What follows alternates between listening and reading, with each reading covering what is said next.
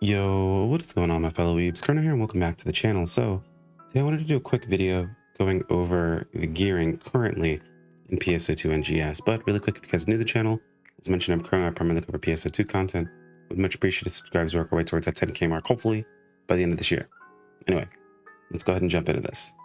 So gearing actually is easier than it's ever been. Actually, it just continues to get easier. The systems for the early to mid-level gearing are pretty straightforward. It only really gets difficult or expensive when you're going for like max gear, BIS, so on and so forth, where you need to take time and have resources set aside to build your stuff up over time. But with the introduction of LC augments and how things have been working out, it's easier than ever to gear right now. They even have made it so things that you absolutely need just drop in the content you're going to do. So right now, if you're a player who's, this is going to sound a little rough and I apologize, but here's the reality. If you've reached endgame, gotten your Argenti gear, and you've been there for about a week and you haven't made any gear upgrades, you're not trying to make any gear upgrades. Realistically speaking, you can get your weapon completely upgraded and geared and actually set up within the first day of reaching max endgame. So when you hit level 85, when you are ready to start gearing your character up and everything like that, you're done your leveling portion, ready to start setting yourself up, you can set up a weapon to 80 immediately. Now, it is a little expensive. I will warn, it does kind of suck and it does require a little bit of extra grinding, but it's not an unreasonable grind. So right now we have a limited task. I believe I did complete it. I think I can show you guys really quick. Yeah, if I go to limited, here we go. We have a limited task for getting our weapons. So if you just complete by killing 500 starless, complete these limited tasks, you get all of the resources you need to make a rare weapon. That's without getting any drops. That's without touching any of the red boxes that are in Kavaris that will give you resources as well. That just straight up gives you exactly what you need to make your rare weapon, and bam, you're good to go. You're probably thinking, oh, well, I have to potential unlock it, have to level it up. It's expensive, and you're absolutely right. It is expensive. I've said for a long time right now, the biggest issue with gearing right now is the cost for potential unlocking and limit breaking, so on and so forth. However, one thing they have been doing really nicely is they do give you all the resources you need to potential unlock and limit break by simply doing the current content.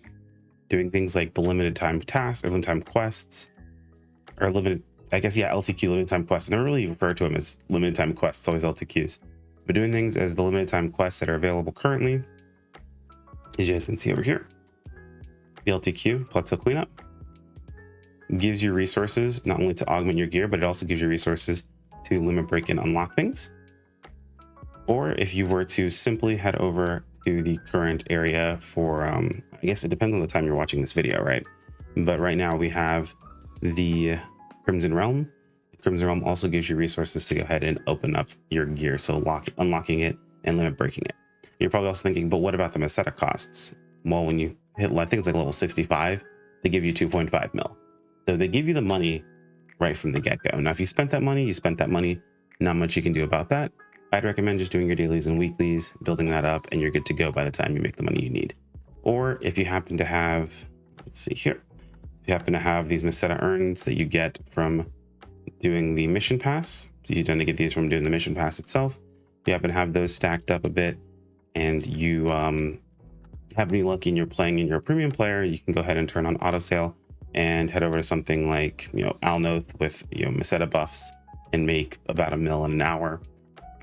Even if you're not a premium player, let's say, for example, you're someone who doesn't have access to auto sale. Let's say you just regular player itself, don't worry too much about the Meseta boost. It's still useful to use it to boost the income Meseta that you get, and then you can just vendor whatever you have in your inventory. It's a bit more cumbersome. I really wish they would go ahead and take the auto sale system and make it a bit easier for people to get access to it. But I digress. Free to play game, some of these things can be a bit annoying. But either way, I don't know if this is great for making some money. If you have very tailored gear, the Japanese community actually found that deck space is also really good, but you do need a very specific weapon and a very specific setup to make sure that you are making more money than Alnoth. If you're like, not really getting a specific setup going, Alnoth, I believe, rank 4 is the play to make sure that you're making as much money as possible. But all that being said, for your weapon and armor, the next thing is, oh, well, how do I augment it? What do I do with it? Augments are expensive. Well, again, that's where we're wrong. So I'm going to go ahead and show you guys what I would do with a unit, because I don't really have a weapon to show this process off with. But when it comes to units, it's pretty simple to do this with. Now with weapons, you're going to want to max limit break them. So limit break them all the way up, so they're up to 80. This is very important for weapons because it goes towards their base damage, their base attack, which does affect their overall damage. So you definitely want to do that. And then you want to unlock their potential. Make sure their potential is maxed out. You want it to be level 6. If it's not, you're missing out on potency, and potency is very, very powerful. So that is going to cost you a bit. When it comes to armor, however, you can cut corners for a little while. So I did pick up a piece of armor that I wanted to show you guys really quick. So we're going to go ahead and limit break it. When it comes to armor, it starts at a level 50. We don't need to go very far with armor. We can limit break it to level 60. And that's going to give us up to what? I think it's 5 slots. And then we're going to limit break it to level 70. And then we're going to stop there, actually. We're going to go ahead and upgrade this armor. So let's take this armor. We're going to go ahead and storage. We'll throw some gold prims in it. See, 5 of these already gold prim 2s. It gets up to 60 immediately. 100%. Okay, cool. I do have 100%, so I can get this in easily. If you have 100%, it'll give you your great success chances. I personally wouldn't do this right now. They're about to have an event where they're going to make great success chances basically 100%, and they're going to cut the Meseta costs of doing all these upgrades at the moment. So this is more so in preparation of that event. When that event comes out, that's when I recommend you do this. But I wanted to get this video out before then. That way you guys, kind of knew what to expect and what to do. I'm going to can I just throw this in here? Is that enough? No, it's not. Okay. Hold on. Let's grab a few more gold prims really quickly. 5 should be enough. Awesome. Okay. So the goal here is we're going to get our armor to 61. The reason we get our armor to 61 is because realistically, biggest gains is the augmentation slots. That's what we're focused on. We're not worried too much about getting defensive out of this. The defense is nice, don't get me wrong. You do want the defenses out of this as soon as you possibly can. However, your biggest concern is getting your augmentation slots. Those augment slots are going to be where you get your biggest gains, and where you get the strongest amount of return on investment. So now we've got our armor at 61, right? We can push this to 80. But honestly, I feel like that's the last thing you should do when it comes to gearing yourself up. You should augment your gear, you should limit break, you should upgrade your weapon and all that good stuff. But when it comes down to when you should level up your armor, unless you're about to do something super difficult, like let's say, for example, you're gonna do MDFA and it's your first time, or something along those lines, then maybe you wanna go ahead and invest into your armor. But I would still recommend getting your weapons augmented, getting your stuff upgraded, all that first, and leaving your armor at 61. At least for now, especially if the event's not going on. If the event's not going on, don't do any of these things. Again, they're going to make it substantially cheaper during that event. I believe it is in the next week or two, so just keep an eye out for when that pops up. That's when you want to do this. The Meseta costs are dramatically reduced, and everything else is reduced as well. So much, much easier. But this is where you want to be when it comes to your armor. You're at 61. Let's go ahead and augment. We're thinking, okay, so how do I augment this gear? What do I do? Augments are expensive. How do I figure out what I want to augment? No, it's insanely easy. You type in LC, the content you've been doing up to this point gives you all the augments you need, especially if you've been in the gorge. If you've been in the gorge at all, you're going to have these augments in spades, just all over the place. It's crazy. So all you're going to do is slap on 9. We're going to use 10, give us 90%. That's high enough. Then we're going to slap on 9 of these, slap on 9 mass days, slap on 9 Alpinellis, slap on 9 Grand Dread Keeper LCs. The reason for this is the only time we're not going to use this is if for some reason we're using a Verschmel's weapon. You shouldn't be using a Rayar, so slap this on. And this last one is kind of debatable. It's up to you. I personally go with high ret domina because of the extra potency floor. But if you're not concerned with the potency floor, let's say, for example, you're playing something like Slayer, where you have access to extra crit chance. The higher your crit, the less your potency floor really matters. So it kind of balances back and forth with that. Since whenever you crit, your potency floor doesn't matter. It's just your max damage plus the crit damage percentage, so on and so forth. So it's up to you how you want to go about this. This gives you a bit more PP. This is going to give you a bit more potency floor. I prefer the potency floor route, but again, up to you. Now, your last slot is a flex slot. You can kind of go where you want with this. Do not put mastery LC in here, please, for the love of God. No, just stop, turn around, walk away. While Grand Dread Keeper, yes, is the same amount of potency. Not only is it 10 or 15 HP, 3 PP, damage resistance, and 5% potency floor, mastery LC is literally just 2.5% potency floor. That 5% potency floor on Grand Dread Keeper is what is making it worth your time. Please, please, please do not use mastery LC. It is terrible. If you want to use mastery, you can literally use mastery. It's actually pretty cheap. Though I'm sure it's going to go up in price when the inevitable process happens. We get like mastery 5 or something like that. So what should we use in its place? So we've got all those different augments, a few different choices. You can use just a stat at 3%. It's not anything amazing, but it's a good placeholder spot. I personally prefer using, this is where you would use your XD augment if you happen to have one. If you can pick up a cheap XD augment, something like Ward or Gua, these are pretty solid. Ideally, you would want the XD Deft, but again, we're working on a budget, right? So it depends on how far you're gonna be going with your gearing process. This is mostly just the start of this process. As you can see, I have like 64 Mastery 4. So yeah, please do not use Mastery LC.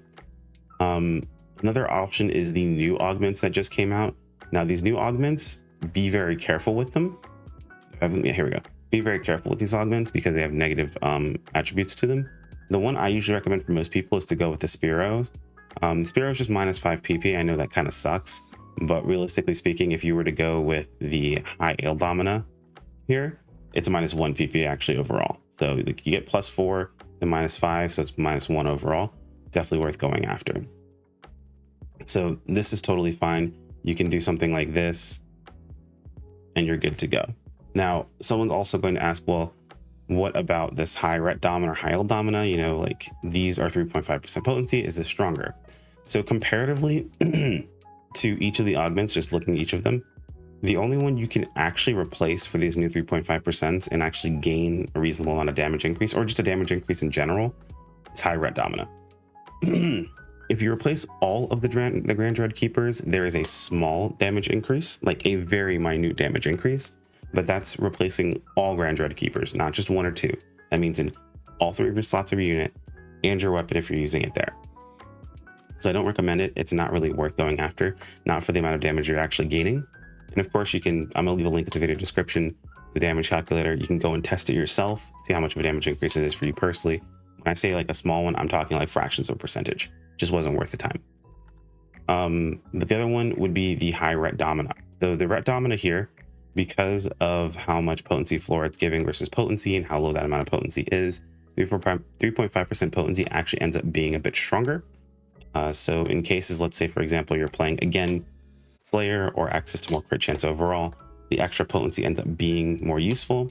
If you happen to be one of those lucky few that gets Fatale 1 on their weapon or has built up Fatale on their weapon, you're gonna have access to more crit chance, meaning potency is going to start becoming more powerful. However, the idea is that you don't want to sacrifice too much potency for potency floor, but you don't want to sacrifice too much potency floor for potency.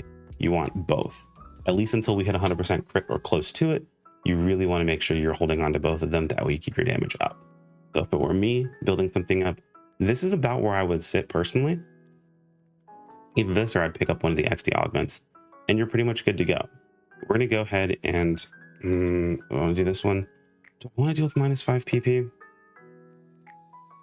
For my class personally, I kind of like having, we're also going to swap from high Ret to high Ale. Excuse me. So we're going to go high Ale Domina. Deal with the PP loss if we're going to go with Spiros. I personally like to go with something other than the negative effects. And yes, you can use more of these. You use the Guaro, the Wardrobe.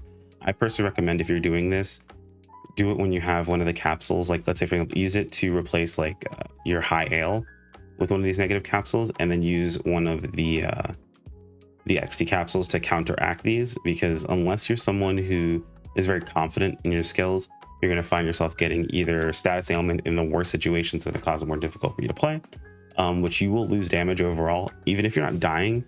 If you're dealing with status effects that are causing issues for your playstyle, it's going to make you lose damage overall. Things like, being stunned out of attacks or being frozen. I mean, dying also is part of it. I said it wasn't just death specifically, but dying is also part of it. So that is an issue. Or damage resistance is -5%. As you stack these up, just like damage buffs are multiplicative, damage or damage to you is also multiplicative. So keep that in mind, right? So don't try to use too many of these if you're not super confident. Yes, it's going to be a damage increase, but dying or not being able to attack is a damage decrease. So just keep that in mind. Cool. So we have all this together. If you go with these, up to you. I'm not going to specifically mention them to you. The order, what you choose to do this is, again, up to you. I personally like putting these in sulfur. Oh my, what is this order? What am I doing? Oh no, I'm so sorry. What is it? This, and this. Okay, cool. Always do soul first and then ascend, then, make the little ascending order. So cool. You can, I'm gonna slap a 10% on this. This does put this at 90, but we're not too worried about that. Doing on a video is gonna fail. It didn't. We can take a look at what this armor has now. So we've now fully augmented this. This is mostly LC augments with one extra on the side. And we have 27% potency and 115 HP and 20 PP. Guys, that is massive. For literally spending nothing. These are all LC augments. You get all these for free. You can't buy them. Well, I mean, you can if you have growth mints, which you've been playing for a while. You have growth mints, but I didn't spend anything extra on this. This was like, that was it. It was free. And if I look at this comparatively to what I'm currently using, right? Let's look at my weakest unit right now. My weakest unit right now is, I believe, yeah, my 29.9s. Yeah, okay. So compared to my weakest unit, that is only 5% off. Now, granted, I've put a lot of money into my units, but this unit by itself, compared to my old units, actually was about on par with it. Actually, what I did was I picked up the new INA units. I did pretty much exactly this, but I had the XD capsule sitting aside. So I slapped on XD in that spot, and I was equal to what my previous units were. And I'm someone who's building my units past this point, right? So you build the LCs, and then you slot in things past that point with either protects or you RNG and then replace with LCs as you go along. So this was like a good point for me to start with. But for people who were like, I don't want to spend a bunch of money on my gear, gearing is too expensive in an NGS, like I want to just make sure that I'm able to do content pretty reasonably and pretty comfortably. If you walk up to me and say, hey, look, this is what I'm using all LCs and I've got this Spirotria in here or whatever, and I'm like, this is where I'm comfortable and I'm good to go, I'm not upset at you for it. I'm not looking for people to be absolutely geared to the teeth. I mean, I like to be geared to the teeth personally, but if this is what people are going for and this is like their goal, they're like, all right, I'm gonna spend the rest on fashion. While this is a little bit lazy, this is completely reasonable. This is nothing, it's expensive. You're pretty much good to go from right here. You're powerful, you're going to be able to do most content. You may not be able to do like the most difficult things right when they come out. So you may not be able to do the new the new faux endless mode that's coming out or whatever and clear it. You are going to be a good chunk weaker than someone who is going for, proper gear and proper augment setups and, being as powerful as they can. However, you're going to be able to steamroll most content in the game and feel very comfortable while doing it. I highly recommend at the very least, this be your starting point. And it's not a difficult starting point to get to. This is what I'm going to be going for on my ship 3 character. This is what I'll be going for starting any patch cycle that, we have new armor. I'll be basically setting up something like this and building up from it, or building as far as I can and then filling in with most of these things as we go along. Again, I mentioned certain things that you can kind of like go around or decide around, but like Gladiusol LC, Alphanali LC, Gigas Master LC, these are all staple that you're always going to go for. This is only 2.5%, so you can argue, or 2.25. You can argue the 3.5% over the Gigas Master LC if you want to. But the negatives just, unless you're just using the -5 potency or the -5 PP, the negatives just aren't really all that amazing. Like it just doesn't feel good to have to deal with them in the first place. Maybe I'm just a little gun shy to them personally because I dealt with the purple armor for so long. But it's purely up to you how you want to go about it. If you want to replace them, that's totally fine. But keep in mind, you're gonna be losing out on, some defensive stats along with your offensive stats, and you're already crushing it mostly offensively at the bottom, right? Like this is your base. This is where you're starting, right? And you're not dealing with any negatives. Like I'm not dealing with any negative stats. I've got 20 PP, even though I'm -5 right now. if I was +5, or if I was not using the Spiro here, I would be 25 pp.